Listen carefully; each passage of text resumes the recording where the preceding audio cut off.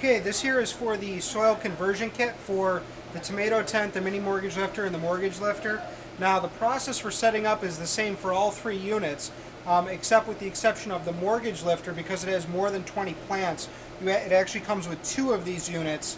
One for each system goes for up to 20 plants. Because the mortgage lifter has over that, you have to have two units. But this one will be for the tomato tent that you can basically replicate with the larger units. Now the first thing you do when you get the system is open it up, and you'll see that it comes with all kinds of little parts inside. Now these here are little spikes that you use to basically hold the tubing in place, and that goes within 1 to 2 inches of where your plant stem is going to be. You take and put those in each one of the sites. The next thing that you do is you take this tubing that comes with it, and you're going to run the tubing from one end of the unit all the way around basically the tops of each plant site. Okay, you're going to run it from one side to the other, and then what we'll do, you have the excess here at the end, is you're going to take these little drippers, and each one says Klaber on it, and what we'll actually do is we're going to take a razor blade and we're going to cut each one of these tubes, and we're going to basically press it onto this end of the barb tee and on this end of the barb tee, and it's basically going to be right in line, and water's going to drip out onto the base of the plant. Okay, what you have to make sure to do when you're assembling this, you're going to put a dripper for each plant site. In this case for the tomato tent, you have 8 sites in total, and you have to make sure that you leave a lot of extra tubing at the end. You're going to need about 5 feet on either end of the tube before it connects with this main control unit. The reason being, on this control unit, this actually gets filled with water, and it holds 6.5 gallons of water. You can put both water and fertilizer in here, as long as you're using the moon dust. In the instructions it says specifically not to use fertilizer, but they're referring to heavier types of fertilizer, such as organics, whereas in the case of moon dust it's water soluble and it works just fine in here. It also comes with a pre-filter, this little guy here, and if you get any particulates in it, that'll actually filter and screen it out so that it doesn't gum up any of these lines. And that snaps right onto the back of this little black portion right there. That's actually where the water is sucked in. Alright, so what we'll do is we're going to fill this up with, again, about 6.5 gallons of water, and we're always going to leave it set on 0 to 10 days if we want about 4 ounces a day of water, which is good when your plants, after your plants hit about 5-6 inches tall. Before your plants are 5-6 inches tall, you can put it on 0 to 20 days. Now this is just a rough guide. If you can imagine, this is going to be dripping out 2 to 4 ounces a day, which is enough for most plants.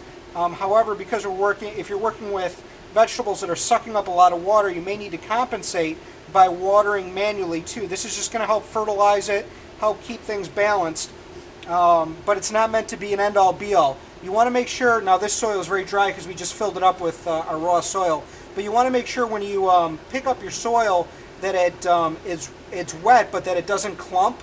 If it clumps when you drop it, then it's too moist. You want to make sure that it's moist but not totally soaked, or else you can cause a waterlogging issue that'll lead to root rot. Now on the front of this unit, there's a battery compartment that opens up with a solenoid valve that automatically controls the water flow on a timer. Long story short, just put a good high quality alkaline 9-volt battery in here. Okay, and you can see this is where the tubing connects right here. That snaps right back in place.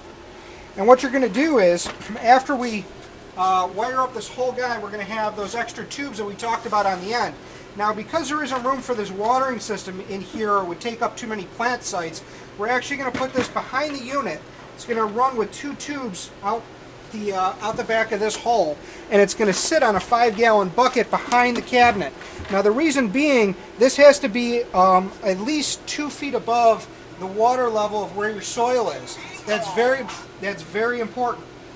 If you have this on the ground, it will not work. It has to be above the height of where the drippers are coming out, preferably about 2.5 feet. That's why this comes, when you buy this unit with the soil conversion, it comes with a 5-gallon bucket. This just sits on the 5-gallon bucket through that hole behind the cabinet, or behind the tent. Okay, so that's going to sit behind. You're going to fill it up with water. When you have clones or seedlings, 0 to 20 days, once they hit about 6 inches or so, you're going to kick it to 0 to 10 days, which is 120 milliliters, or about 4 ounces of water a day per site. Okay, now the reason it says 0 to 10 days is it depends on the quantity of plants you have. In this case, we have 8 plants, so this is going to last us about 4 days worth of water and fertilizer. If we have the mini mortgage lifter, it's only going to last about 2 or 3 days, so it's going to go much quicker because there's a much larger plant capacity. You got more than double the plants. So that's something to keep in mind too. What we're going to do here is I'm going to finish wiring this up and I'm going to show you the finished product. But that's all you have to do for the soil conversion kit. It's very, very easy to use.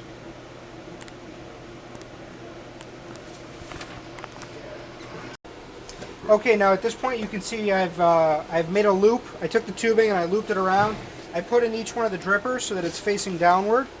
And we have them pretty much centered on each site. Now the 2 end tubes, the ones that connect to these last two, they actually pull around and it has to be able to reach the floor and come back up. Now that's important because when this system starts to water, if you take this tube and you go directly here, you may have some issues where it's not being gravity fed well enough to actually water the system properly. So make sure you have the tube touch the floor before it comes back up and it enters into the front of the system. Now right now we have it off. I'm going to take just some normal water and fill it up. You can see inside. Again, we're going to add moon dust to this at a ratio of 100 ppm per inch of plant height. So if your plants are 3 inches tall, 300 ppm, 12 inches tall, 1200 ppm, and then once you hit 1200 ppm, you stop. If you want, you should actually adjust the pH in this so that the pH is around 6.5.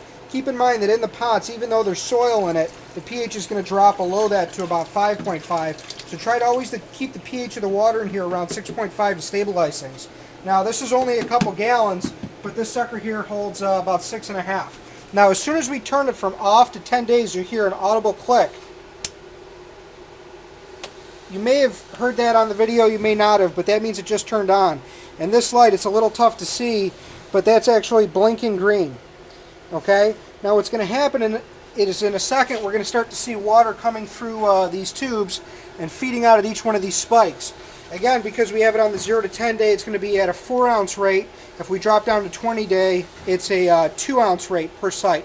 Make sure your pots are nice and moist, all your soil is moist before you start using this system. But again, this will make it very easy to water your plants with the soil option.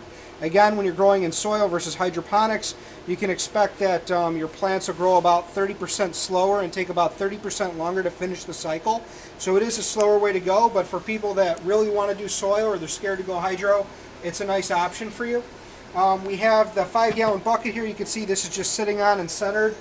We have the top to the unit, a little dusty, goes right on top. Okay, and that just stays on there to prevent algae. Now again, this is actually going to be sitting behind the unit through that hole there. This is going to sit behind it. We just have it up front so that way you can see it in the video and so that it makes sense. But that's pretty much it. That's the soil option and the automatic watering. You can see here it's already starting. It's already starting to trickle out at each site. It takes a couple minutes to get it charged the first time around. But you can see that's already going to water your system adequately for you. Alright, thank you for watching.